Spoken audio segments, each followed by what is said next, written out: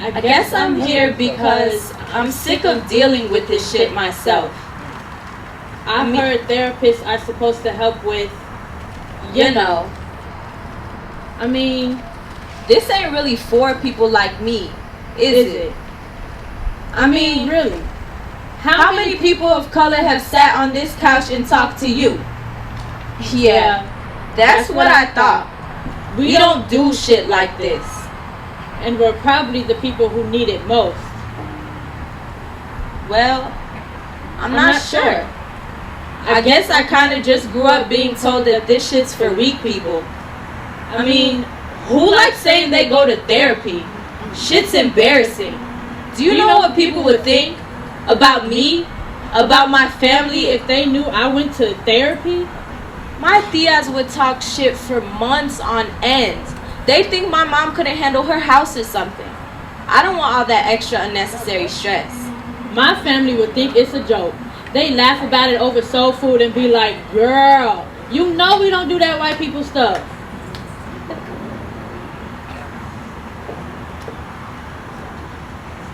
I guess it's rooted in our history.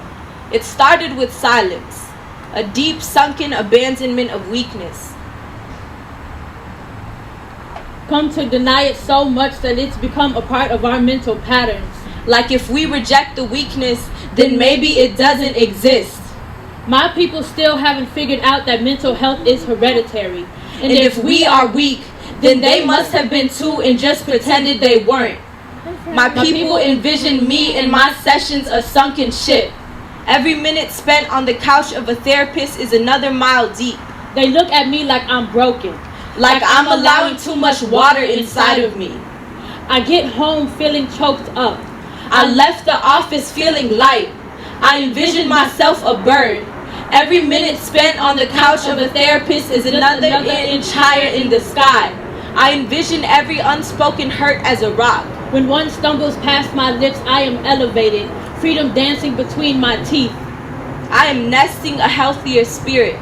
I am watching feathers sprout from my back in bold colors and shy movements. I can feel my wings slowly lifting me forward. Family eyes look up from the ground disapprovingly. They only see gravity threatening to pull me down. This is me fighting a learned instinct. This is me fighting my most convenient defense mechanism.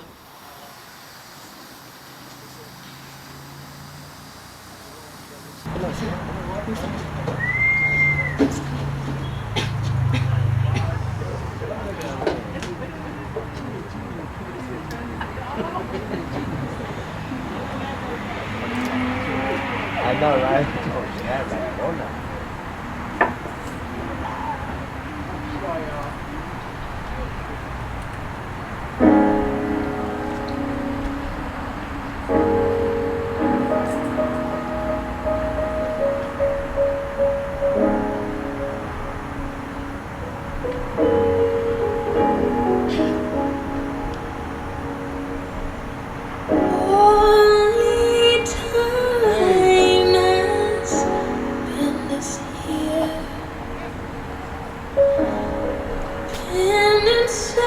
I don't remember when the skin of mine got so paper thin, almost translucent the way it sits, not covering up shit anymore. Now, everyone can see my twisted up inside, the murky dark that covers my pelvic floor. I have always been still, water an hour after a storm, where everything is still twirling deep down, but the surface is a smooth mirror, an unwavering force. Nothing can surprise this water, me, for we've seen 1,000,000 men die here, and 1,000,000 men not. I've always been envious of the ones who drown and the ones who won't. I've never been able to drown here nor not. I just float, an ink spill in a milky lagoon, and I am always sad to see someone trip and fall through my front door. Startled yelp stumbles past my lips, two worlds colliding, and they are always startled to see me too. The questioning in their eyes coaxing me to tell them how long I've been down here. I was born here. I live here. I've become hostess to these waters, this dark. My responsibility to get the depressed back to shore, kiss the blackness from their lungs, will them to live again. But falling into depression is a never-ending battle. They will carry the water in the pits of their stomachs. Time will turn it into background noise. And I will swallow another mouthful of sea, smile, and wait for another one of my friends to fall into me. The familiarity of their features like a fresh scream. Nowadays, my lungs been screaming at me, like they've suddenly realized that we ain't fish. No matter how octopus we seem, a helping hand here, there, 8 to spare, to lend, to soothe, 8 hands to run through 8 heads of hair as they sink. This wall in a swimming pool for people to kickstart off of. Don't have to worry about my concrete bones crumbling from their weight. I hold the levee between life and the flood. When you are born from the sea, you learn how to stop breathing, how to make air bubbles for the ones drowning around you. You see their panic, the flailing of their limbs that sink them further, the water that stains their cheeks even down here. My home, a watery fortress. The hurricanes of my friends' problems leaves it a mess once a week. I am a nurturer before anything else, before self-love. Recently, I've been flooding the floors of my friends with my emotions, but none of them know how to swim.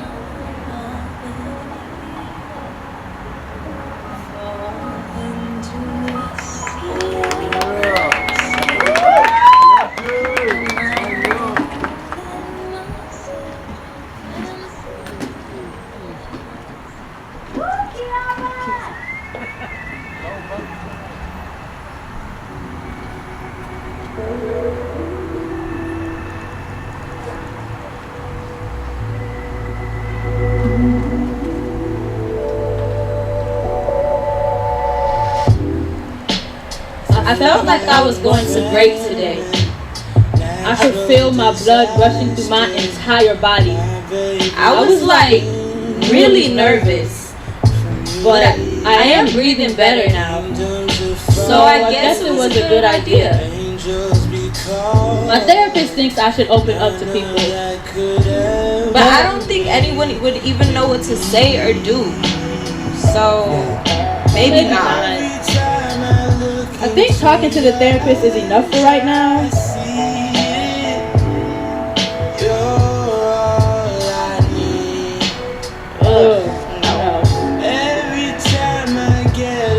This shouldn't be so damn hard. Why should I be ashamed of trying to get help? Isn't like admitting the first thing of something? I should be like really proud of myself.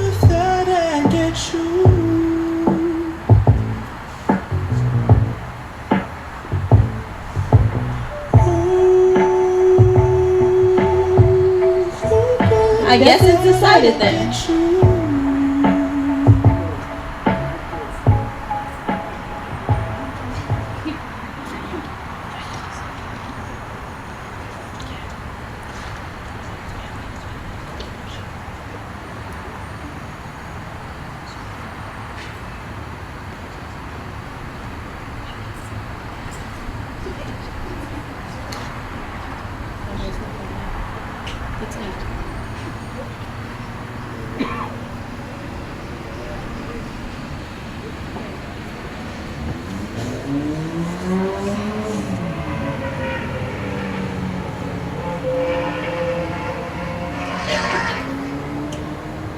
Well, what else do you want me to say?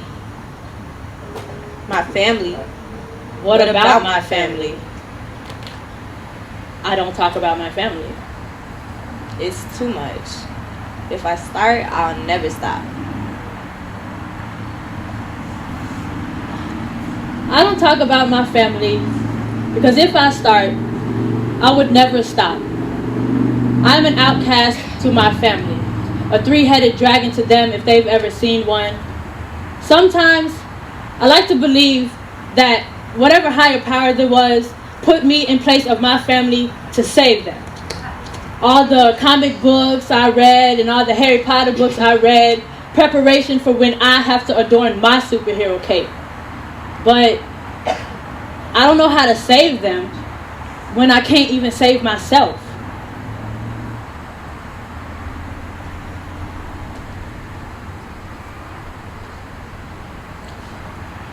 I don't talk about my family because it's just too much. It doesn't start with me or my brothers or my parents. It starts somewhere with my grandparents' childhood back in Mexico. And it just downward spirals. And I don't feel like getting into that. So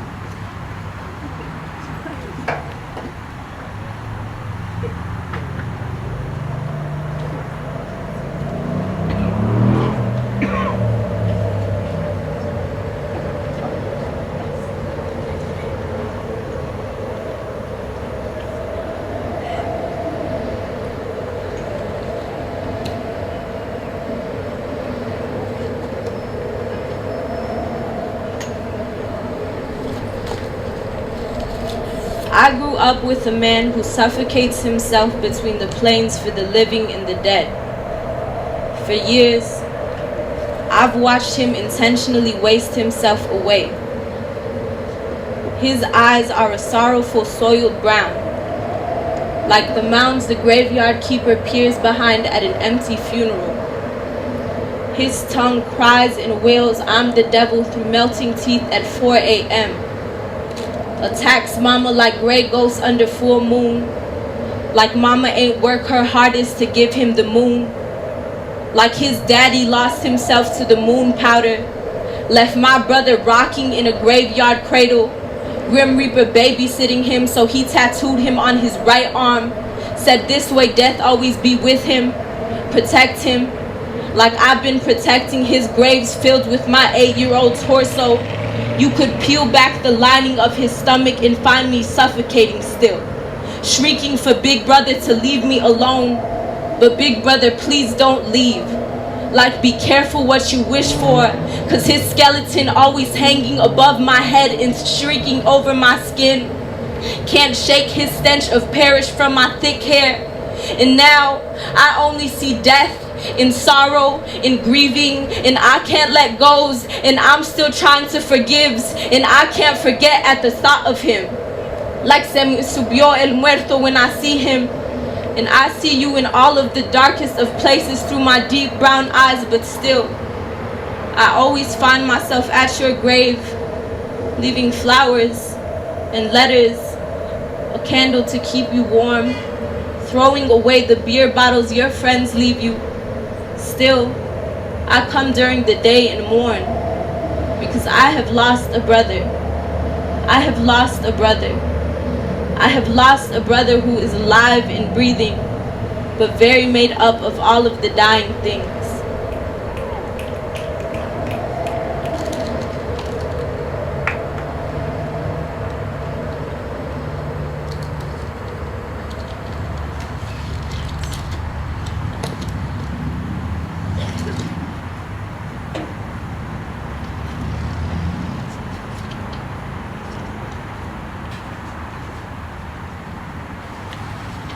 Women are the strongest creatures I know.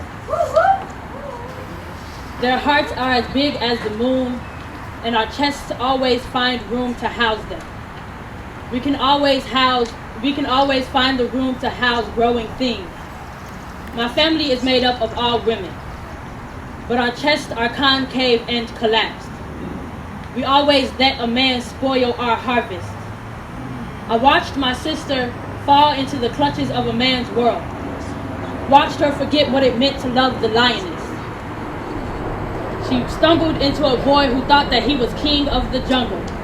He clawed his way out of her throat, the snapping of her spine, The ripping of her veins, jugular, thrust, and the sound of her head hitting the radiator seemed no faze to him. He stepped out with bloody hands and a smile that fooled everyone, even my grandma, like he knew she was gonna get up or didn't care if she didn't. He's never needed his hands to abuse. His words a whisk to her brain, a carving utensil to the parts of her that were too stubborn. He's never needed his hands to abuse, but he opted to use them anyway. I watched her eyes and noted the hollowness, the skin and how darkened around them they were, her hands and how frail they were, her body and how shrunken in it was even after doing the strongest thing a human body can do. Her son, freshly stepping into his first year of life, sat on a queen-size mattress in the living room of a one-bedroom studio apartment, watched as his mom and his dad yelled at each other. Then it was just his dad, the coward. There's a slight rasp to her voice when she calls me from the hospital. Other than that, she sounds just like herself. And I don't know if she was just too strong to be broken by what happened, or if I'd just been talking to a broken woman for years and gotten used to how she sounded. She sounds like my mom sometimes, and I weep for a strength that I cannot give her. The larger-than-life figure that I've adapted to is at odds with the one that stares wide-eyed at me when I told her I would kill him. I can't help but wonder how she got here. My older sister, tree climbing, basketball shooting, only wears ponytails in her hair, wide mouth smile, uncontrollable big laughter, huge heart. My older sister.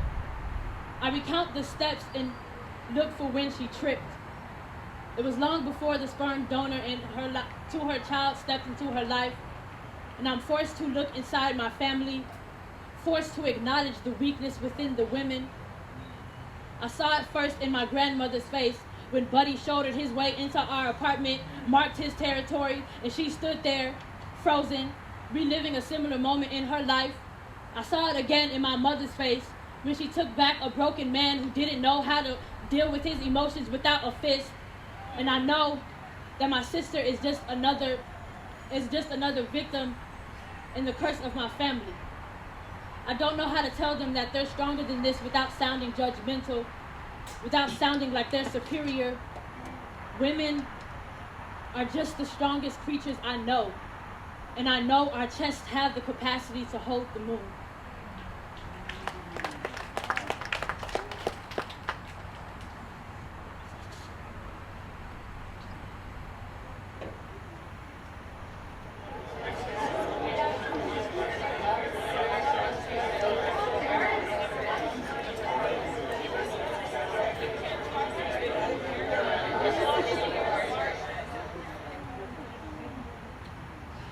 I have watched machismo entrar en mi casa, drunk y todo pendejo. He thinks I don't see him roaring around my bed, spitting on my mama's back or bashing my brother's girlfriend's bodies. He thinks he's a part of my family or some shit. Can come and dip off anytime he wants. He always catches me when I think the waters have calmed. I've been trying to build my house liquid proof, but he always comes back drunk pissing in my room. That power-troubled, squeamish fucker. Always an array of apologies when my women shriek back through waves of exhaustion. I have watched machismo swallow my father and both my older brothers whole like a snake. He spits them back out and leaves them full of slither. Poisonous men. They take turns jabbing at the divine feminine in me.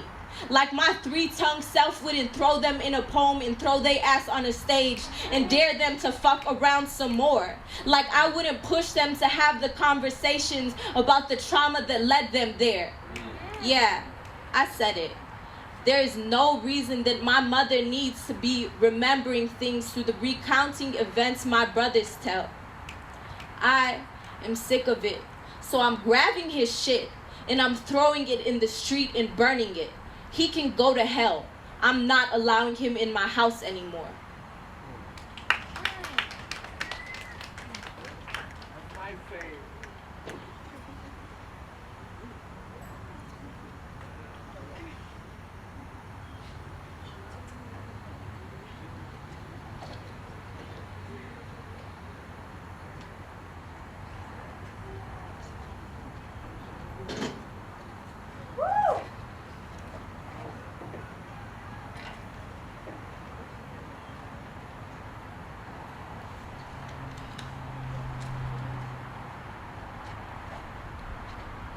my mother.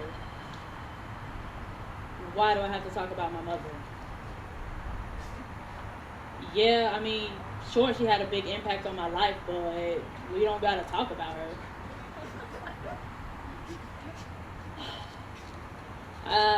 I guess I'm afraid to dissect our relationship, to put it all on the table, see what's there.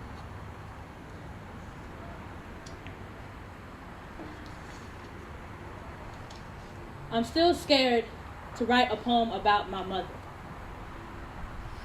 Scared that in the process of transcribing her into words, I would somehow trick myself into thinking that she's grander than she is. Writers have a nasty habit of glamorizing trauma, of giving second choices to the ones that we try to understand. And I'm afraid that if I write a poem about my mama, I will spend the entirety of it trying to give reasons to why she is the way she is and invalidate how it makes me feel. Nowadays, I am often reminded of just how small she is and how, if I wanted, I could eat her alive, swallow her whole. Everything that she is can fit neatly in the palms of my hand. And how scary is that? To be able to hold your creator accountable. I'm sure there's reasons why she is the way she is, why she holds everyone at arm's length, even the ones that grew under her ribs. But I am tired of giving reason, but I am tired of trying to, but I am tired, sorry.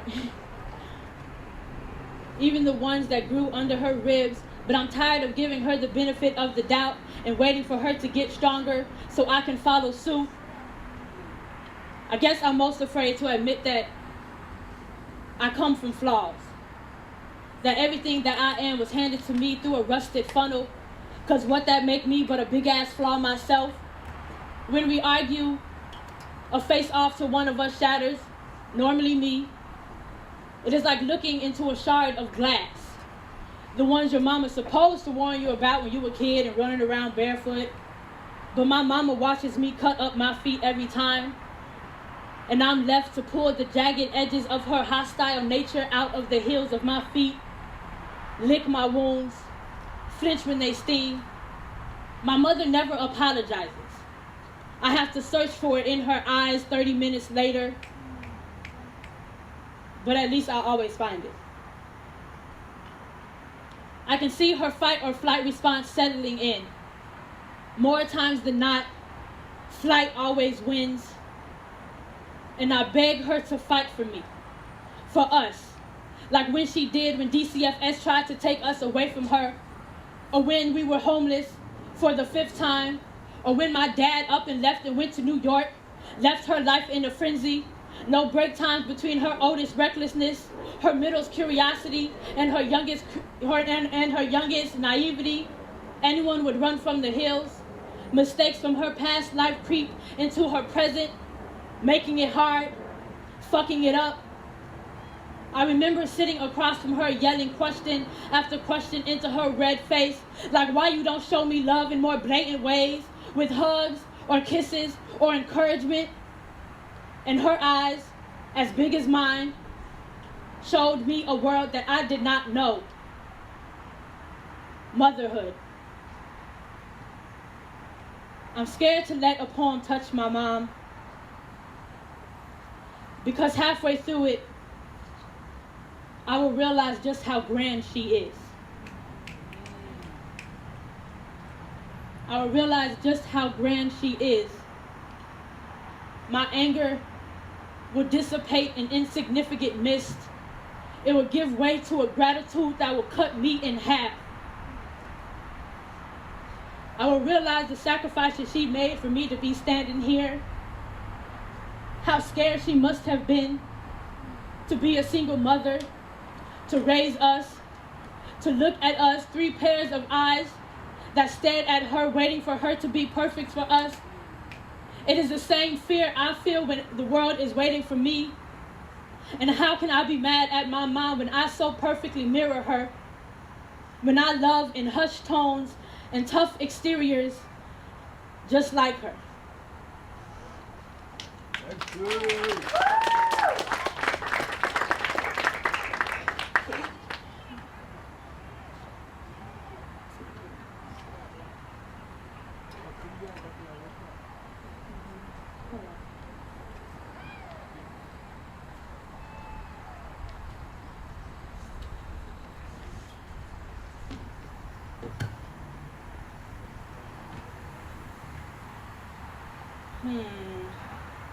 How do I feel? I feel like I've been cheese grated and dunked inside a bucket of alcohol. I have never had to be that honest with myself, dig that deep, or face any of the traumas that I've been through actually. I was content with it just being in the background, but my soul wasn't. I let pain and hurt dictate how I interacted with people, how I lived my life. I'm not allowing that no more. I deserve better. Well, for most of this stuff, I've had some time to swallow it. I had my time away from Chicago and all the interacting situations, and I've come to understand them more. I used to spend my days just so worried about what I could have done and how I could have changed a certain situation or saved a certain person, but that's useless. You have to accept things how they are and try to take something fruitful from it. So, even though it hurt and it was hard, I guess I'm really thankful for it. It's my foundation, you know?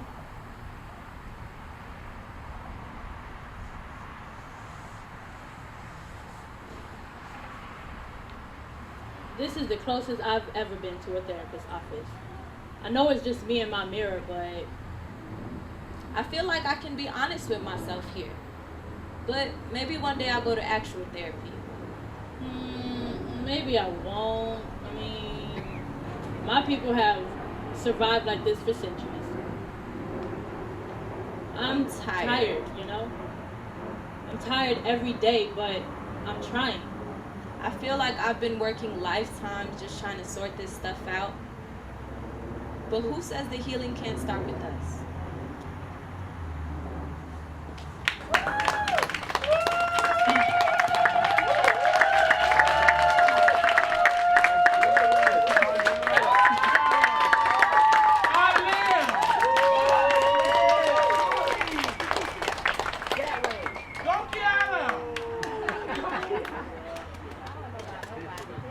Give it up, y'all, for casting back. Who needs to jump like that? Alexis and Vania, will you join us on the stage, please? We're getting some water. Can we bring them some water to the stage? Someone? Thank you. By the therapist. If you like casting back, make some noise. Yeah, I decided to join them. Oh. They were barefoot. Where's Dr. Phil at? Dr. Phil. So, wow.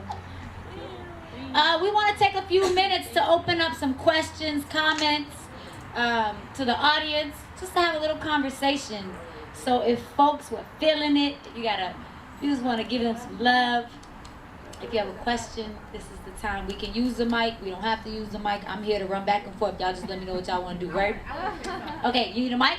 No. Yeah, I need a mic. All right, I don't know if I need a mic. No, I don't need a mic. I don't need a mic. Definitely don't. I'm a performer. So, in your show, you talked about the minority experience with trauma. What are some takeaways that you would like the audience to take away about trauma and being minority? For both of you guys. Well, I feel like, because oftentimes I think in like people of color communities, it's really stigmatized to go to therapy and stuff like that, because in our communities it's just seen as something weak or something you're not supposed to do. And I feel like that desensitizes us sometimes. So I feel like you can do something like that, but that's not the only form of healing. So there are different, like this for us is healing, you know, so it just like, it depends on you just finding what works best for you and then just going from there.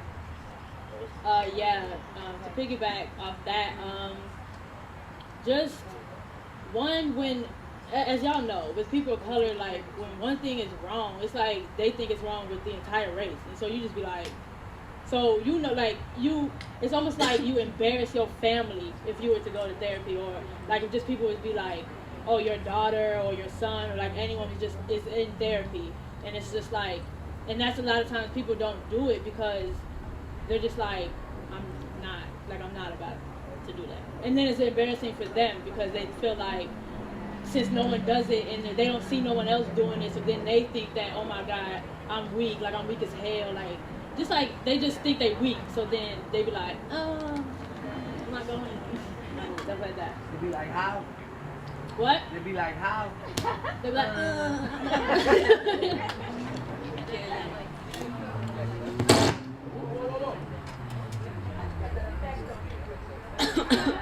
So I have a question. I don't know if everybody knows Vania's been gone for 10 months. 10 months. And so I just want to know like what that process was like with you not in Chicago.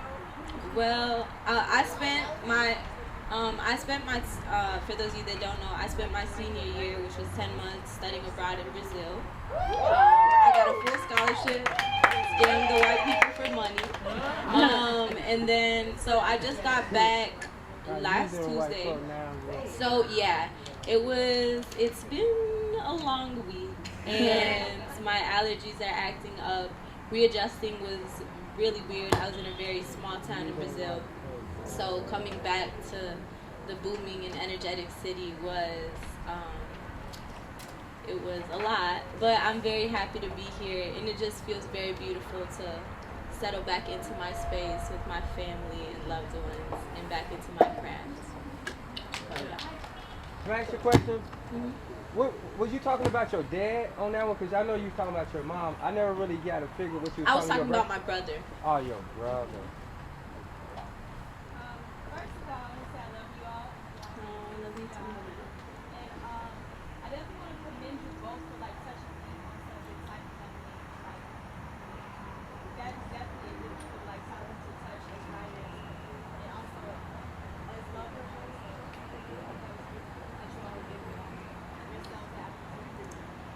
thank you.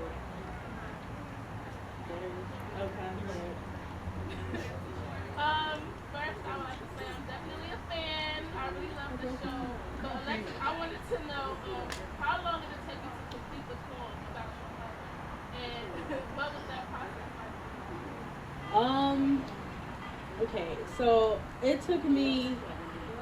I started it a while ago. I don't really remember the month. I think it was in the winter. I didn't know that. Okay, it was in the winter. And I didn't finish it until like 2 weeks ago. And the point, like, just when I was writing it, especially, I didn't know how it was gonna end. Like, I didn't know that the second half I would be like going for, like, being like, my mom is, you know. And like the first, I was so angry, like. And like every time I went back to my writing, like I honestly, like every time I read it, I couldn't believe I said that. Like I was just like, who am I? And then like I would see my mom, and I would just feel so guilty. Like I would just be like, oh my God, like I can't believe I just said that or whatever. But I was really, really angry, and I stopped at a point. Like the ending of the poem was different than how it ended now, and I stopped at that moment. But it just felt really, really not done. It felt like I was forgetting something because, I mean, you have a life with your mom. You grow up with her. You go through so much stuff. And then it's also, like, me, I couldn't harshly judge her for how she handles motherhood. Because I've never, that's not my thing. But you feel me? Like, I don't have a kid. So I don't know how to deal with motherhood. So, I have to really think like, whoa, we've been through like a lot of shit. So, and she was like through it, like she was a rock through it. And it's like, we was just like little snot kid pieces of shit, like that was hanging on to her. So, like, I couldn't be like, you know, you feel me, my mama and shit, because it's just not true. So I had to. It was a hard process. And she's supposed to be coming to see this Saturday. Ooh, let's wait. Hope she waits to the end of that poem because the beginning of it, not her thing. Yeah. I just want to say that I'm so proud of both of you. You grow from children to years on the stages and experience myself. And I'm sure this will come keep it up. I'm so glad I got to see this beside you guys and get to share tonight. It takes balls for real to call your family out and open the mouth. It takes a little bit. And y'all are doing it. Don't be afraid to do it again and again until you feel it. Thanks. Yes. We got to say that thank y'all so much. I always admire you. Why is that? I admire you, Vania, because you have a way of That's my little homie. loving yourself and finding a way to cast back. Like you have found a way to do that and taught me how to do that. You gonna make me And cry? I Just have into always it. loved and admired you, Alexis, because you are an amazing, and you got to write. Y'all And we're gotta going. make this